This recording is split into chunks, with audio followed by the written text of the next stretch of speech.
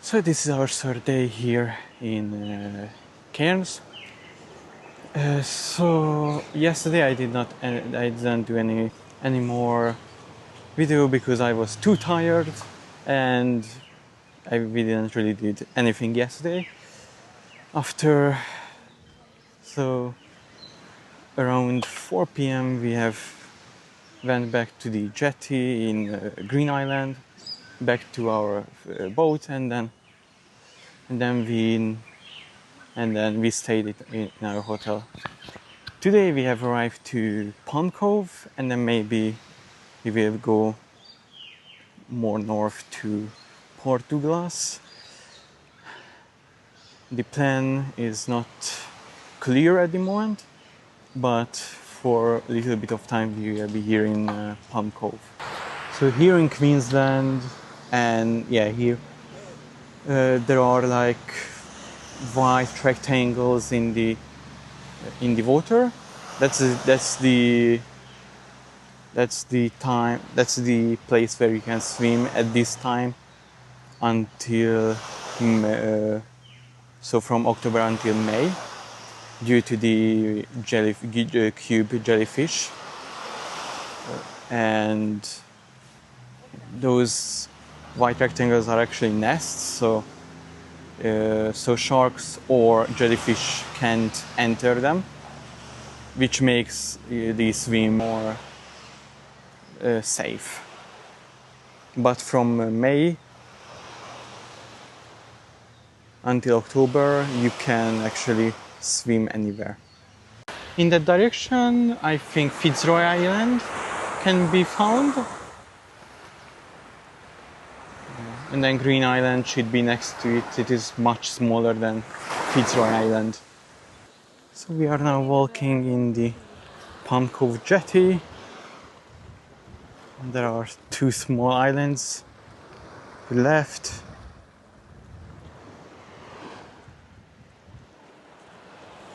And Cairns is in that direction somewhere.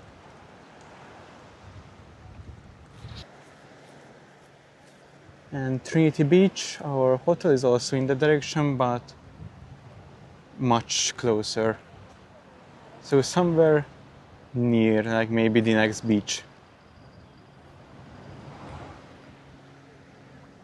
So we have crossed the jetty, so we are on the other side. There was a small river here that we could walk over it. These rocks everywhere here.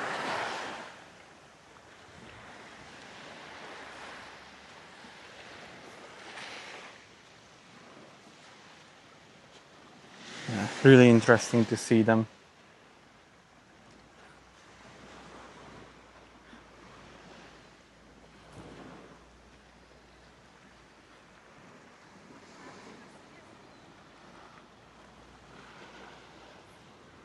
And then those big mountains are still here, so everywhere you go here in North Queensland, you will actually, so there is the road 44 or the Captain Cook Highway, where you can even go further up in north, and then you will actually be like from Trinity Beach until to the north. It is like 4 hours, I think, and then that road actually goes between the ocean and this big hill. And then from this side it gives us another color. The other side was a bit darker because the sun was not shining on it. This side has the sun is shining on it, and it makes a bit of a white gray color instead of a dark gray.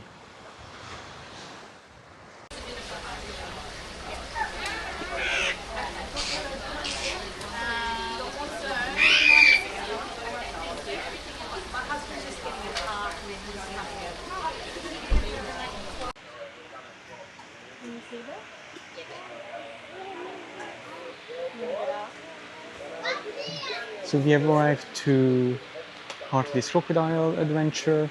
This is actually like a zoo. And the first animals that we see are 4 koalas who are just sleeping, all as always. The next, so there are like activities that you can do. A free boat tour in a river next to the restaurant, and also like some feedings. So at 11, so exactly 10 minutes later, we will be seeing some crocodiles feeding crocodiles. They don't need to be in water. They need to drink it, but they do need to stay at around 28 to 32 degrees, and they feel most comfortable near the water. So I would imagine the reason they do it is that way they're close. A lot of the time, if you find nests in the wild, you'll see the slide where they've been going between the water and their nest. And sometimes if they're a bit further away, they'll even dig a wallow near the nest out a bit so that they've got a little bit of water if they want to cool down. I'd say that'd be what's dictating them laying close to the water, yeah. Thermoregulation would be a primary one. Why do they stay like a statue? Right, so if you're not aware, guys, crocodiles are more closely related to birds in an evolutionary sense than other reptiles. They call them avian reptiles. They share a few things in common with birds, and I'll go into it a little bit later. One of them's magnetoreceptors. So it's like they can navigate like migratory birds. They got like a inbuilt GPS. I'll go into it a bit later, but another thing they share with birds is called unidirectional airflow. Right, so the way they breathe is different to us. We've got our diaphragm that expands out, and we breathe in and out. They can breathe in, down, around, and back out. And I was reading into this. It's an over-evolution, they reckon, and it's one of the key links back to birds. It was important for birds because it's very hard to exhale as you fly at speed forward. So they've evolved this other kind of technique, I suppose. And crocs still have it, although they don't really need it. But that's why sometimes you'll see them just sitting there and it looks like they're not breathing. But they can also breathe in very minimally as well. One thing you can look at if you're looking at them, because we get asked if they're statues all the time, if they're close enough, look at their nasal disc. And sometimes you'll see that move, or even their little ear openings behind the eyes there. So up closest to me, the black hat, we've got Brody. He's the head of the croc crew here, guys. He's been doing it for about a decade. He's very good at what he does, and we'll be expecting some good stuff out of him. And we've got a couple of newbies, really, so they just got signed off, guys. There's a bit of a structure when it comes to working with them. We don't just let anyone in. You've got to kind of work your way up, you know. So you might come in here, or you work the little ones, and then you stay in the cage and feed them from the cage and slowly kind of progress. But these guys have both just been signed off as guards out here. So we've got Ash and Mackenzie. So Ash at the back, Mackenzie in the middle there. And they'll be doing a bit too, guys. This is one of the 2 shows that we'll offer throughout the day, although I have heard too, we're running an extra show. We do it when we're busy, guys. So for anyone who can't see or doesn't get a good view, Brody over here will be up at 12:30 at the other little arena where the snake show was, if you were there. It's just up around the corner. And it's just something we offer because we're so busy, just so everyone gets a chance at having a look, guys. So don't miss that. And then this afternoon is the main event, guys. So it's what we're famous for, the attack show. Some of you might have seen it before, some not. And like I said at the start, guys, 91 years Hartley's has been in operation. Not only were we the first place in Australia to do a crocodile show, first place in the world a crocodile show was ever done was right here at the old site, up the road. But yeah, and that still continues to this day. 3 o'clock attack show, guys, what it's always been. And I don't know if it's me or Brody doing it. So are you doing it? Yep. So Brody's going to do that one as well, guys, this afternoon at 3. He'll jump in the water with an almost 4 metre salty. give him a bait rope, get him death rolling, head shaking, and show you what these things are capable of, guys, which is what it's all about for us here. But this show a bit different, so it's a communal pen. We've got currently 7 salties in this enclosure. Now the one closest to the fence over here laying alongside it, and one of these guys might jump out and spin her around or something. Brody's talking them through, a bit of a game plan. So this girl, she goes by the name of Zena. She is exceptionally large for a female, right? She's 3.2 metres long, guys. The only other female I've seen of that size is Oprah out in that main lagoon, which some of you may have seen already. Now, it is a violence-based hierarchy in the crocodile world, guys, so when you're bigger than your opponents, it's easier to become the dominant animal, right? Brody's just going to spin her here by the looks of it. Oh, she's went there.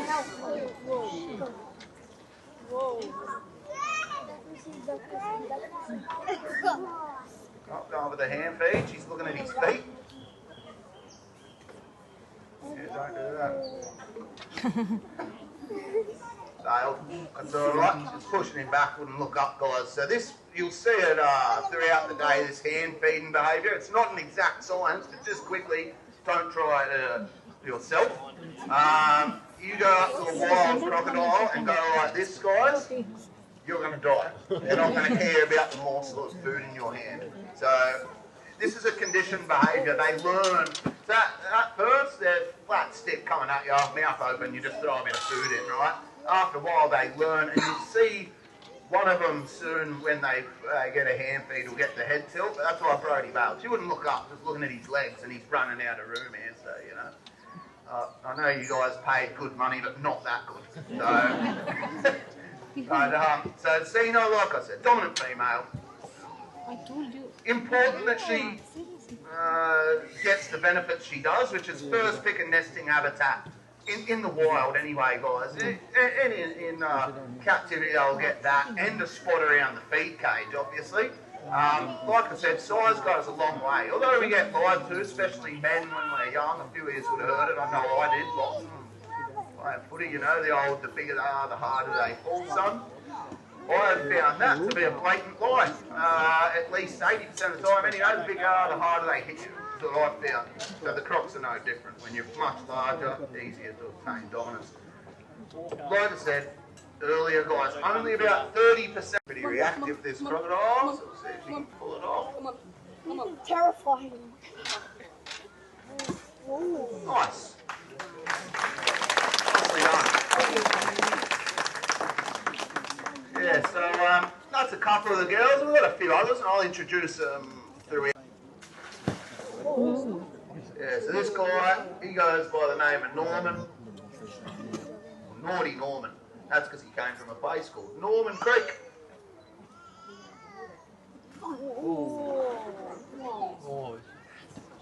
If you don't know where Norman Creek is, it's just south of Cairns. And it's an indigenous community called Yarrabah, guys, there. They had a little issue, so this fella was eating their dogs. Yeah. Hence the name, Naughty Norman. So the dogs are going missing. No one's actually seen a crocodile take the dogs. But they put 2 and 2 together, so they put a trap out. And at first they didn't get this guy, but what was happening is the bait kept going missing in the trap. But the trap hadn't gone off. Sometimes you can get this if there's smaller crocodiles in the area. And they're not heavy enough quite to, pull the pin. So what happens, they just get a whole heap of the bait and then they take off. So they put a trail cam up, see what's happening, and that wasn't what was happening. This fella here, he was hiding in a wallow outside the trap. And on low tide, the dogs of Yarrabah were crossing the creek and going into the trap. And this fella here was hiding next to the trap, puffing the dogs as they come in and out. Smart croc. Use the trap to his advantage, guys. So, not in an intelligent sense. They don't think 2 or 3 steps ahead, these things. It's just the trap placements happen to work in his favour. But we're going to get a bit of croc action out here, and I'll run through why we bring them into captivity, because I get a lot of people upset about that. Like, why not just let them live their life out, or, you know, catch them and take them up to Cape York where they can live. And there are a multitude of reasons, but we are going to get a bit of croc action before I go into that. Looks like these guys are coming up with a game plan. We haven't introduced the other female up there, so that smaller one goes by the name of Clay. Put a tracker on it and let it go. Flew it by helicopter, right? What it done, it hung around for about a month in the river system, they let it go. Oh, he's got him here, we'll just watch this for a sec, if he can bounce him out. Being a bit tricky there, that's alright. Oh, here he comes. He can't help himself. Got him. Oh, nice.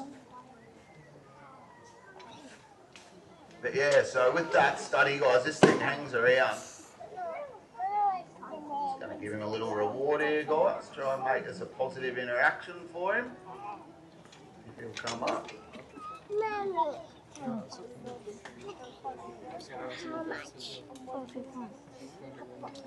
Tricky croc to work with, this guy, because he's wild, guys. He doesn't always behave how you want him to.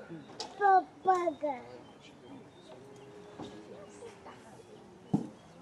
there we go. Nicely done. Yeah, so like I was saying, guys, it hangs around for a month. Then it just swims north, right, against ocean currents, which is not typical of crocs. They're very energy conservant. They usually like to sit on currents and float. Not this one, but straight up north. Our next activity is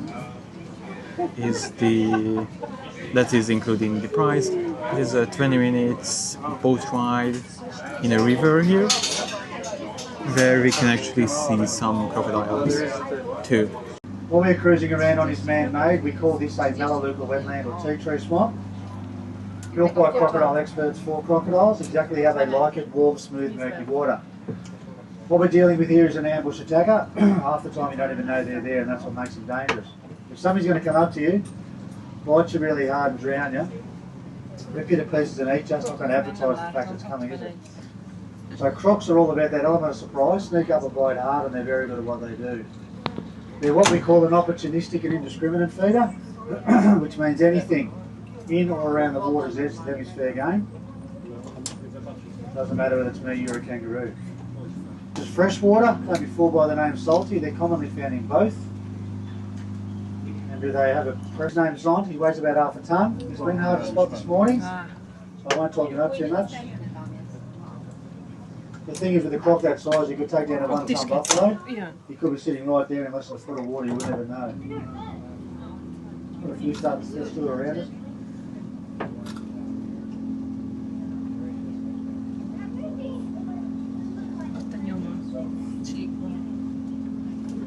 This took 8 years to build. It's about 1 kilometre to circumnavigate, and when we built this 27 odd years ago, we put a croc in here by the name of Ted.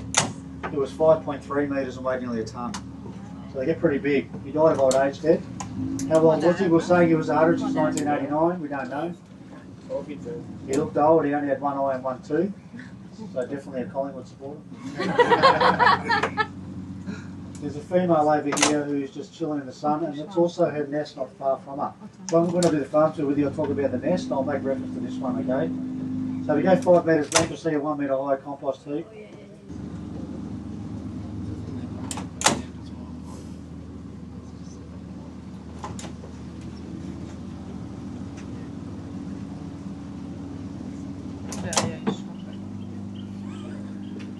Now that's a pretty lively crocs around here before, so I'm going to go back to them and I'll get them jumping on both sides of the boat. The best way to do it is so you can see on both sides. If I'm on your side, stay seated, the other side can stand up. We'll do like this, okay? Now everyone gets a good look. And if they come over the boat, that's always a good sign. Like this one.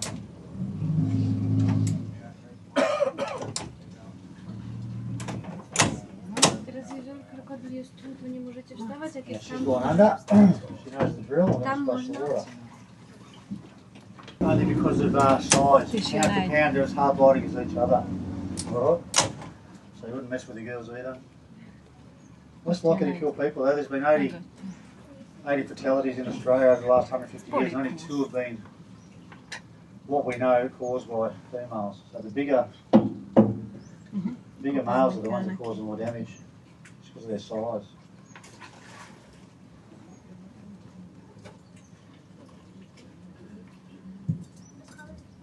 This one wants to jump up and grab my arm. Where would I go? In the drink? Correct answer.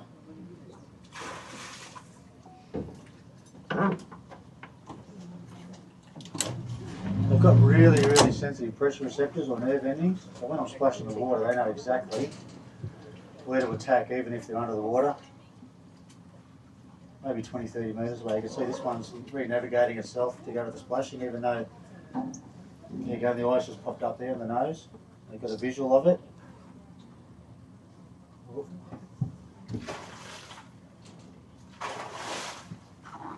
Oh, nice one.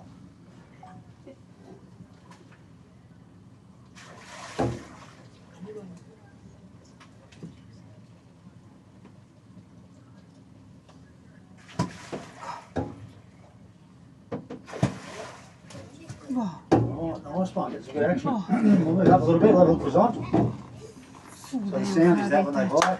Right. And the design of the hard bite is to grab into like hold pull, take you under, drown you.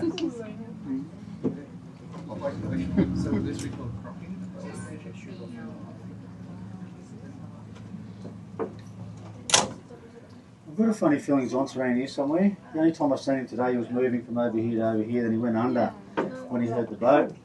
This is his normal spot during the day though, around here.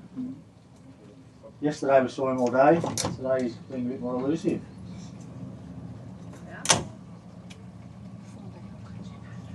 I'm hoping he gets a bit cool in the water and he comes up with a bit of a sunbake.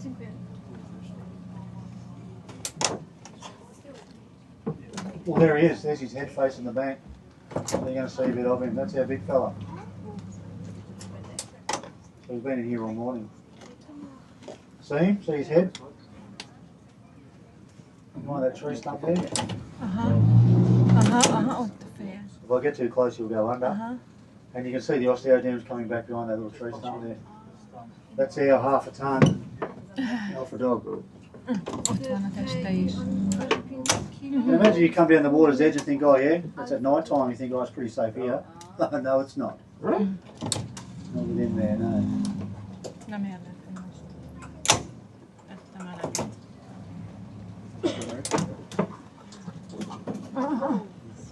Stanley, the greater egret, he's hoping I throw some food out for him where he gets a bit of leftover stuff.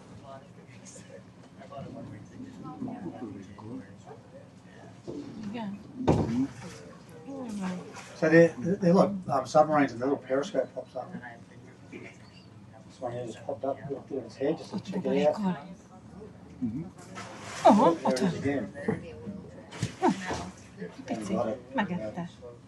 Wow. Wow. Unbelievable. He was totally blind. And we used to bang a bucket and call his name up where the ramp is here beside the boats, and he would come every time. We would bowl full chickens in his mouth. That's how big his gullet was. So he was the second largest croc in the world. He died about 5 years ago. And the biggest one in the world died last year on Green Island. Hear about that one, Cassius? So we lost our 2 biggest ones in the world last few years. Both reported to be over 100. He died in there, he was half in, half out of the water, so it was a sad day for us. We had news crews all over the world in here that week. The best thing about Ted was he was still mating. One iron, 1 tooth and over 100. He was an inspiration to all of us.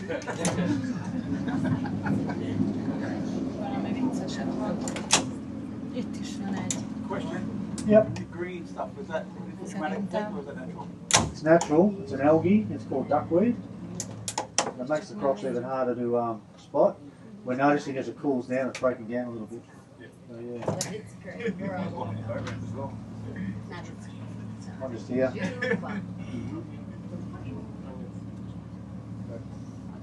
So there's 7 males, have they each got their own little section? Yeah. Yeah. That's Oprah, that's one of our girls.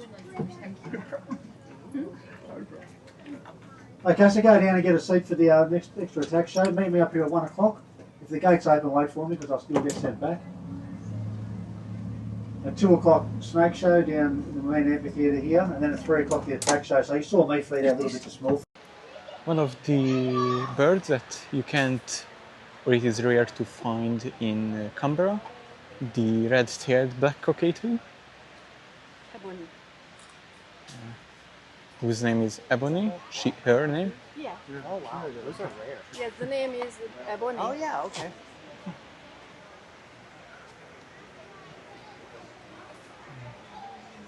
This is the first time to actually see them. No?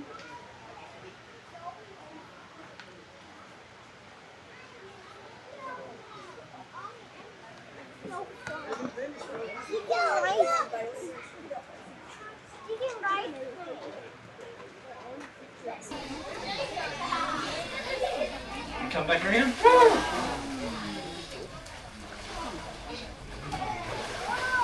Okay, that's a little bit better. Well, good news, he looks like he's in a pretty good mood.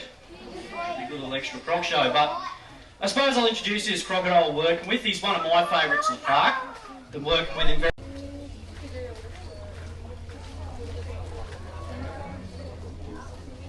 Coming up, dude.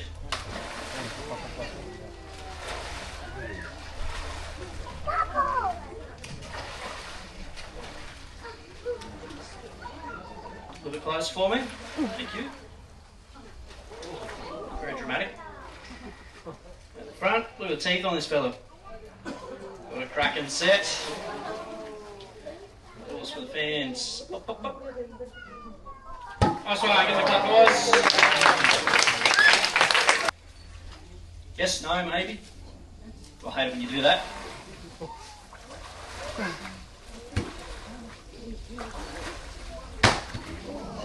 They jump out, they bite you really hard, just like that.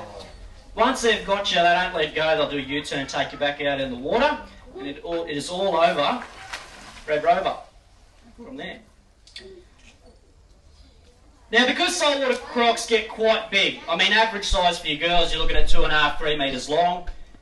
The next activity that we will be doing is a crocodile farm tour, which you cannot visit without a tour guide. And yeah, and then we will be going to a snake show, and then also doing this little park. It's not really big, but still some hours needed. There are a lot of small crocodiles here in the farm. Yeah, there are 4 blocks, and I think all of them are full of crocodiles. We're going to fill right up, folks, so you can also sit on those bottom steps all the way to the top. You're also welcome to stand on the side there. Don't go forward of that keep out sign, obviously. That's there for a reason. There are dangers forward. We're really going to fill up here. It's school holidays, so get a spot where you can see the crocodiles and we'll get started.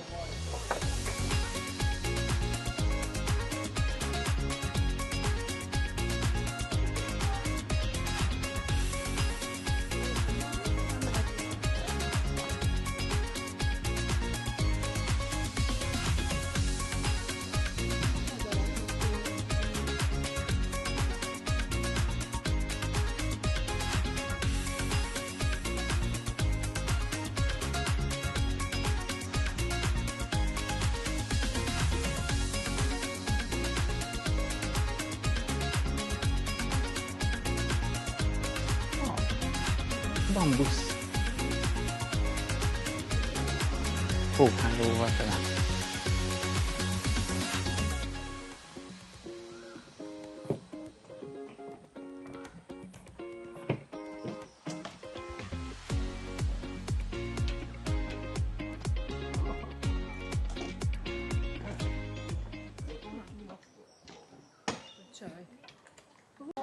Yeah, here she is here.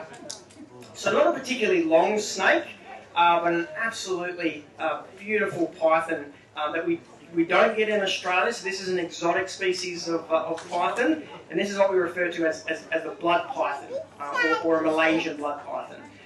This is a female. She's about 3 years old now. Life expectancy is going to be 20, 30 years plus. Now, she won't get too much longer. Blood pythons, you know, a metre and a half is pretty much what they're going to get to. But the difference compared to many Australian pythons is that she's going to get very heavy, very bulky. While most of our Australian pythons are sort of quite slender, she's going to be really big and chunky and probably get up to maybe 6-7 kilograms in weight. And for a 1.5 metre snake, that is very, very heavy. They are similar in many ways to the pythons we get here in Australia. Of course, like generically, they're non-venomous, hence why just a handful of them like this. They use constriction to kill their prey. But one of the main differences is that most Australian pythons will use ambush along with active hunting. So actually go out and they will look around for food, whereas these guys, they're almost like non-venomous death adders, which pretty much they just use completely, they're just all about ambush. There's no sort of foraging and looking around for food. They'll just sit in the same spot for usually 2 or 3 months, just waiting for an opportunity. Something eventually is going to come along where that snake can then grab hold of it and it has its meal. Where you find them is throughout Southeast Asia, so you'll get them in places like Thailand, Vietnam, the Malay Peninsula, Sumatra, so there's quite a wide range. A lot of that area is modified now for agriculture, so rice fields especially, and so they've adapted to that type of habitat. They'll sit either near, adjacent to a rice field, sometimes fully submerged in the water, and they're just waiting for any opportunity to come along. And because of that, they're sedentary. They don't move very much. I'll very, very infrequently see that one on display move. She might move once every month, maybe once every 2 months. She'll take up a position, and then that's her new position for those couple of months, waiting for that food. Because of that lifestyle, she doesn't need to be nimble. She doesn't need to be slender and be able to climb very well. I've seen them climb. It's very pathetic. It's quite depressing, really, when you see it, like how they struggle to do it. But they're really designed just to sit on the ground. As a result of that, and it sounds silly to say this, but it has an interesting point, they don't go to the toilet very much, which is actually one of the reasons I really like them. Having to look after them, they usually will poop about once every 3 months. It's brilliant, yeah, really great pets if you're wondering. But yeah, what they'll do, and it makes sense ecologically, right? If you're going to sit in the same spot, you do not want to go to the toilet. That will not only give you away your position, here I am, but it's also extremely unhygienic. So what they'll do is once they've waited at a certain location long enough, they'll then poop and then they move and then they'll go somewhere else, they'll get away from it. So yeah, it makes looking after them very, very easy, and it's just an interesting sort of different ecology that we're used to seeing with other pythons. Now the reason we call them blood pythons has nothing to do with the fact that when they bite you, you bleed. Like I said before, I've been bitten, and that certainly is the case. And some people do say that, that's why you call them that. But the reason actually comes from their colour. There are individuals throughout their populations that are blood red colour. All you do is you just jump on Google, type in blood python, and you'll see a bunch of images come up, and they look exactly like this, except it looks like the snake's just been dipped in a bucket of red paint. And that's all it is. That's why we call them blood pythons. It's the same here in Australia. We've got a lot of sort of or names that aren't really the best choices. Like we have black snakes, most of them aren't black. We have brown snakes, most of them are not brown. So it's just a name that's stuck, and that's the one that we've sort of been using. Although another name that I really like for the species is the short-tailed python. Look at this. Look at this little nub at the end of his tail, the little tail there. So yeah, that's it, the short-tailed python right there. That's another name that we use for them. Now, because they don't eat very much, obviously I reflect that in the captive setting. So I usually feed these guys about once every 2 to 3 months. Most of our other pythons will get fed probably about once a month. And that's usually about it. So they're not eating every day, not every week. The biggest python, of course, that we have is the reticulated python. Just out of interest, have most of you guys seen her today? Have you seen the big girl on display? Yeah. I see a few no's. Look, even if snakes aren't your thing, please just go and check her out. She's the largest snake currently in Australia in captivity. She's 6.1 metres, and we have weighed her. She's 100 kilos. She's an absolute massive animal. What you have to do is walk to the very end of the walkway. There's a playground, and then the building next to that playground is a reptile house. So walk in there, and then out the back doors on the right-hand side. She'll be there. I mean, at least she should be if she's not. Come and let me know. She was there this morning, so you never know. But yeah, she's an absolute beast of an animal. I feed her about once a month, once every 2 months. The difference is the size of the food. This thing here, I would feed a rat, whereas her, I usually feed chickens. Six or seven chickens in one go. Occasionally we can get hold of something like a goat or a sheep, and we'll give her that instead. And that's what the cool part is that these snakes, especially pythons, are adapted to swallow food that's usually 6, 7, 8 times the width of their head. It's absolutely remarkable. Oh, no, sorry, I should have mentioned that. No, when we feed out, they're all dead. Yep, so the rats are dead. The goat, when I put it in, is dead. Pretty much, yeah. It's just not like a Jurassic Park movie or anything. Yeah, that'd be pretty. I mean, I shouldn't say it'd be cool, but it'd be kind of interesting. But yeah, that's just here in Australia. And in the UK, I think it's the same with the live feeding. They're not allowed to, but in the States they can, and they do. It's seen as a form of enrichment, so people put in live chickens and goats and rats and things like that. But yeah, we don't do that here.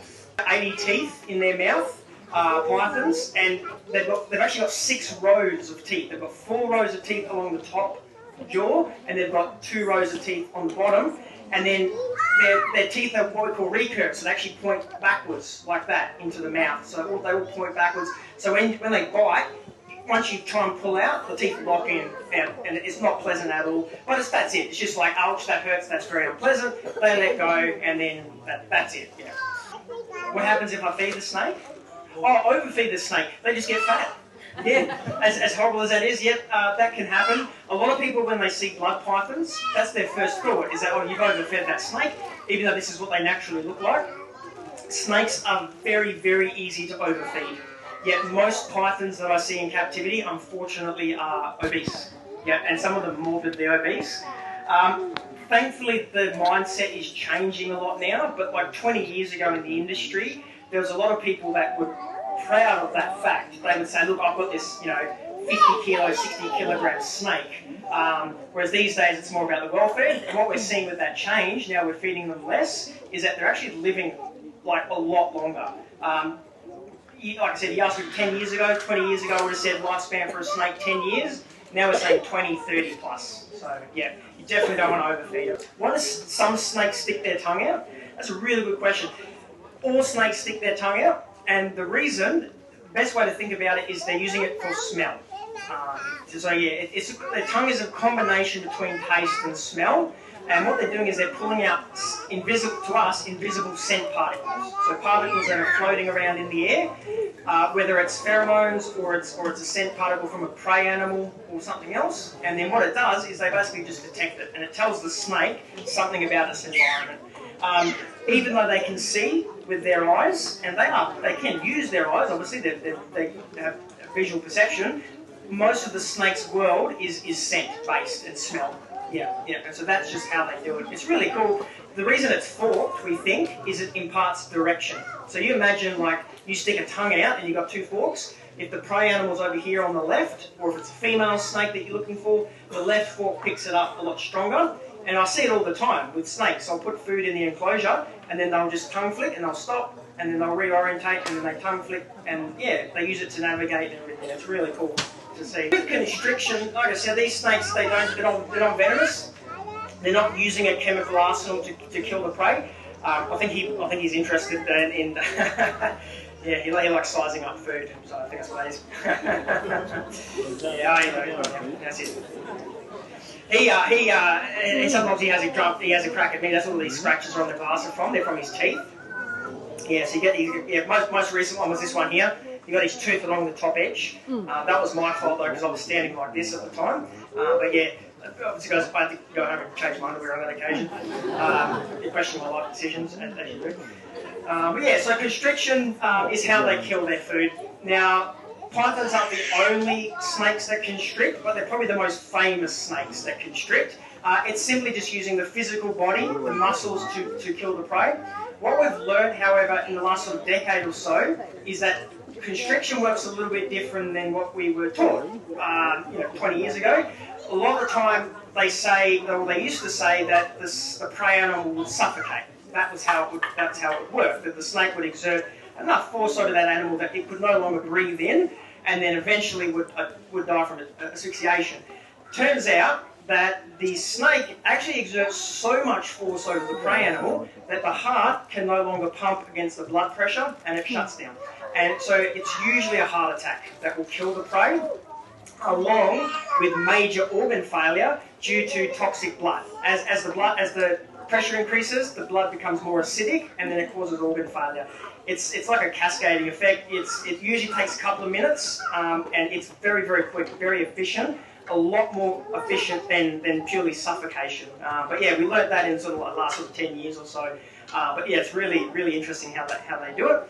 And that is why when people ask me what's the most dangerous snake you work with, hands down, the big constrictors. A lot of people think I'm going to say the venomous stuff. Don't get me wrong, they have their place in terms of how dangerous they can be. But chances of dying from a venomous snake bite are very, very low. Whereas if a big 6-metre snake got hold of you, it's a very, very poor outcome. Usually, unfortunately, that's just how it is. So when we work with that big girl, it's usually 4, 5, 6 keepers on hand when we're moving her and having to deal with her. Yeah. Now, on that note, we will get the venomous one out very soon. How far do the teeth dig in? So these guys, their teeth aren't that large. They're probably, I'd say, about that deep into you, so it's not pleasant. The python with the longest teeth in the world is the rough-scaled python. Their teeth are massive. They're like this long.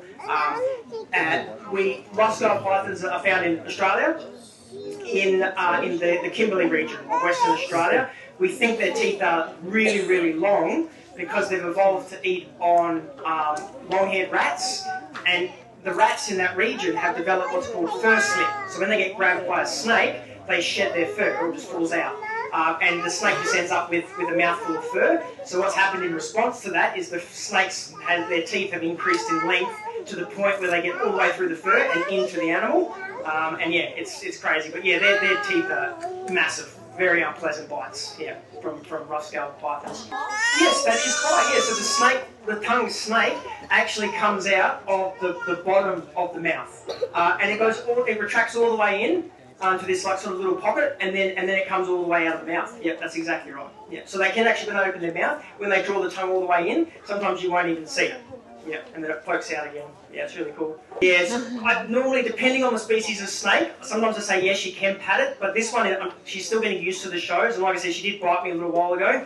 If she bites me, it's cool. If it bites him, I have to go do paperwork, and I don't really want to do that, so sorry. Well, she didn't bite me today, so that's good. That's nice. People often ask me about that. It is a legitimate question. People often say to me, like, can you make an emotional connection with a snake? Or, does a snake eventually bond with its owner or with its handler? Look, I'll be honest with you. I've been working with snakes for a while and I don't see it. There's nothing I've ever experienced or seen from a snake that I would recognise as a connection or even recognition. Maybe limited recognition based off scent. But certainly not love or anything substantial like that. It's not bad, it's just different. That's all it is. They're just wired, their brains are wired a bit differently. But people sometimes are looking for that connection. There's nothing wrong with that. As humans, that's kind of how we're designed. But a lot of time people do put those emotions onto animals that simply don't have them. And it's not, the good thing is, I tell people that own snakes, I said, look, the snake doesn't really care too much for you. The good news is that if something happens to you, they'll be fine. Snakes move on pretty quick. They're not too concerned for your welfare. Alrighty, let's get this fella around. So this is a pretty well-known species. I'm sure there has to be at least some of you guys in the crowd that know what this is. There we go. Let's get him out for you.